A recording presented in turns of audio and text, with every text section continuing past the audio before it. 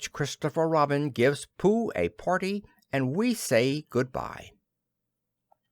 One day, when the sun had come back over the forest, bringing with it the scent of May, and all the streams of the forest were tinkling happily to find themselves their own pretty shape again, and the little pools lay dreaming of the life they had seen and the big things they had done, and in the warmth and quiet of the forest the cuckoo was trying over his voice carefully and listening to see if he liked it, and wood pigeons were complaining gently to themselves in their lazy, comfortable way that it was the other fellow's fault, but it didn't matter very much. On such a day as this, Christopher Robin whistled in a special way he had, and Owl came flying out of the 100-acre wood to see what was wanted.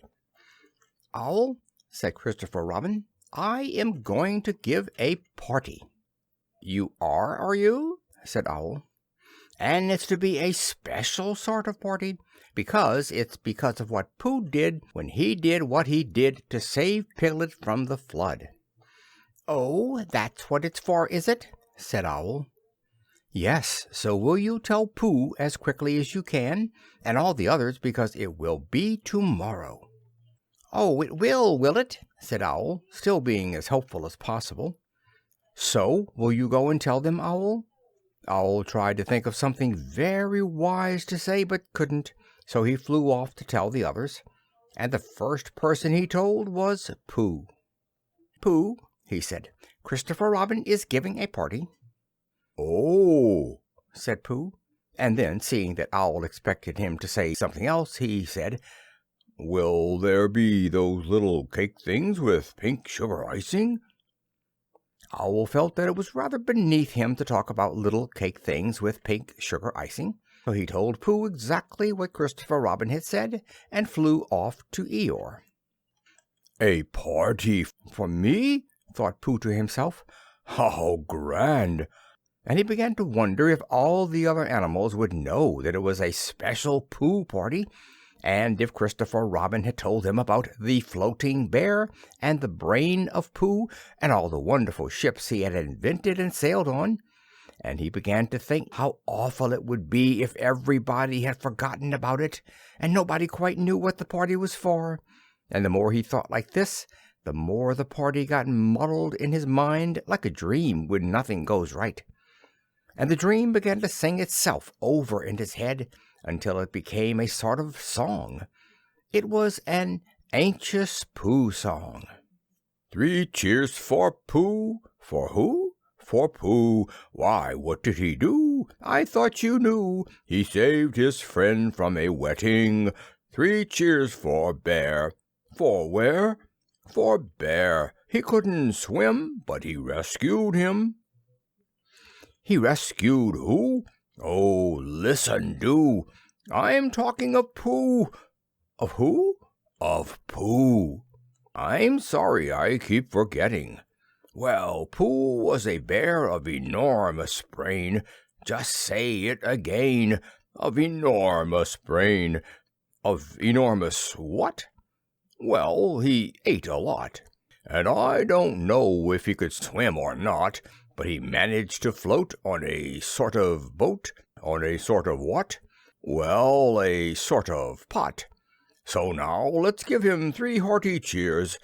So now let's give him 3 hearty wishes, and hope he'll be with us for years and years, and grow in health and wisdom and riches. 3 cheers for Pooh." "For who?" "For Pooh." "3 cheers for Bear." "For where?" "For Bear." "3 cheers for the wonderful Winnie the Pooh." Just tell me, somebody, what did he do? While this was going on inside him, Owl was talking to Eeyore. "Eeyore," said Owl, "Christopher Robin is giving a party." "Very interesting," said Eeyore.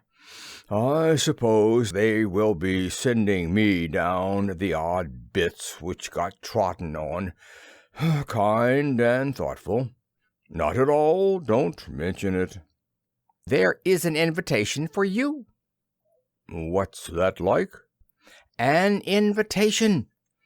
"Yes, I heard you. Who dropped it?" This isn't anything to eat. It's asking you to the party tomorrow." Eeyore shook his head slowly. "Ah, you mean Piglet, the little fellow with the excited ears. That's Piglet. I'll tell him." "No, no," said Owl, getting quite fussy. "It's you." "Are you sure?" "Of course I'm sure. Christopher Robin said all of them. Tell all of them." "All of them except Eeyore?" "All of them," said Owl sulkily. "Ah," said Eeyore. "Ah, a mistake, no doubt. But still I shall come. Only don't blame me if it rains." But it didn't rain. Christopher Robin had made a long table out of some long pieces of wood, and they all sat round it. Christopher Robin sat at one end and Pooh sat at the other, and between them on one side were Owl and Eeyore and Piglet, and between them on the other side were Rabbit and Roo and Kanga. And all Rabbit's friends and relations spread themselves about on the grass and waited hopefully in case anybody spoke to them or dropped anything or asked them the time. It was the first party to which Roo had ever been, and he was very excited. As soon as ever they sat down, he began to talk. "Hello, Pooh," he squeaked. "Hello, Roo," said Pooh. Roo jumped up and down in his seat for a little while and then began again. "Hello, Piglet," he squeaked. Piglet waved a paw at him, being too busy to say anything. "Hello, Eeyore," said Roo. Eeyore nodded gloomily at him. "It will rain soon. You see if it doesn't," he said. Roo looked to see if it didn't, and it didn't. So he said, "Hello, Owl." And Owl said, "Hello, my little fellow," in a kindly way, and went on telling Christopher Robin about an accident which had nearly happened to a friend of his whom Christopher Robin didn't know, and Kanga said to Roo, "Drink up your milk first, dear, and talk afterwards." So Roo, who was drinking his milk, tried to say that he could do both at once, and had to be patted on the back and dried for quite a long time afterwards. When they had all nearly eaten enough, Christopher Robin banged on the table with a spoon, and everybody stopped talking and was very silent, except Roo, who was just finishing a loud attack of hiccups and trying to look as if it was one of Rabbit's relations. "This party," said Christopher Robin, "is a party because of what someone did, and we all know who it was, and it's his party because of what he did, and I've got a present for him, and here it is." Then he felt about a little and whispered, "Where is it?" While he was looking, Eeyore coughed in an impressive way and began to speak. "Friends," he said, "including oddments, it is a great pleasure, or perhaps I had better say it has been a pleasure so far, to see you at my party. What I did was nothing. Any of you, except Rabbit and Owl and Kanga, would have done the same. Oh, and Pooh. My remarks do not, of course, apply to Piglet and Roo, because they are too small. Any of you would have done the same, but it just happened to be me. It was not, I need hardly say, with an idea of getting what Christopher Robin is looking for now." And he put his front leg to his mouth and said in a loud whisper, "Try under the table." "That I did what I did, but because I feel that we should all do what we can to help. I feel that we should all—" said Roo accidentally. "Roo, dear," said Kanga reproachfully. "Was it me?" asked Roo, a little surprised. "What's Eeyore talking about?" Piglet whispered to Pooh. "I don't know," said Pooh rather dolefully. "I thought this was your party." I thought it was once, but I suppose it isn't." "I'd sooner it was yours than Eeyore's," said Piglet. "So would I," said Pooh. "Hilla," said Roo again. "As I was saying," said Eeyore loudly and sternly. "As I was saying, when I was interrupted by various loud sounds, I feel that—" "Here it is!" cried Christopher Robin excitedly. "Pass it down to silly old Pooh. It's for Pooh." "For Pooh?" said Eeyore. "Of course it is. The best bear in all the world." "I might have known," said Eeyore. "After all, one can't complain. I have my friends. Somebody spoke to me only yesterday, and it was last week, or the week before that, Rabbit bumped into me and said, 'Bother! The social round. Always something going on.'"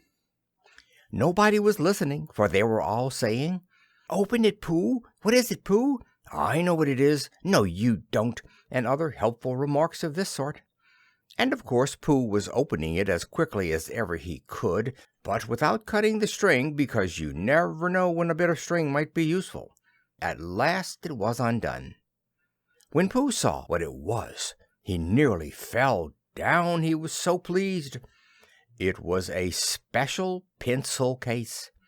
There were pencils in it marked B for bear, and pencils marked HB for helping bear, and pencils marked BB for brave bear.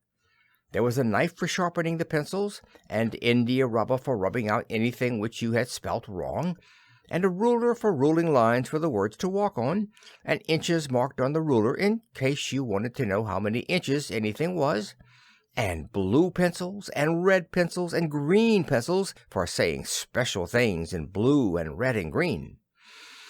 All these lovely things were in little pockets of their own in a special case, which shut with a click when you clicked it, and they were all for Pooh. "Oh!" said Pooh. "Oh, Pooh!" said everybody else except Eeyore. "Thank you," growled Pooh. But Eeyore was saying to himself, "This writing business, pencils and what not, overrated if you ask me. Silly stuff, nothing in it." Later on, when they had all said good-bye and thank you to Christopher Robin, Pooh and Piglet walked home thoughtfully together in the golden evening, and for a long time they were silent. "When you wake up in the morning, Pooh," said Piglet at last, "what's the first thing you say to yourself?"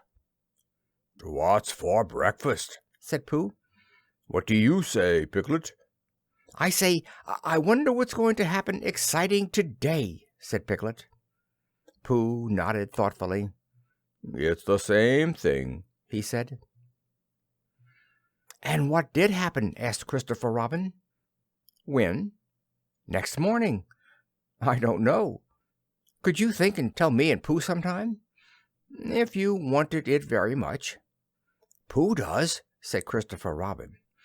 He gave a deep sigh, picked up his bear by the leg, and walked off to the door, trailing Winnie the Pooh behind him. At the door he turned and said, "Coming to see me have my bath?" "I might," I said. "Was Pooh's pencil case any better than mine?" "It was just the same," I said. He nodded and went out, and in a moment I heard Winnie the Pooh bump, bump, bump, going up the stairs behind him.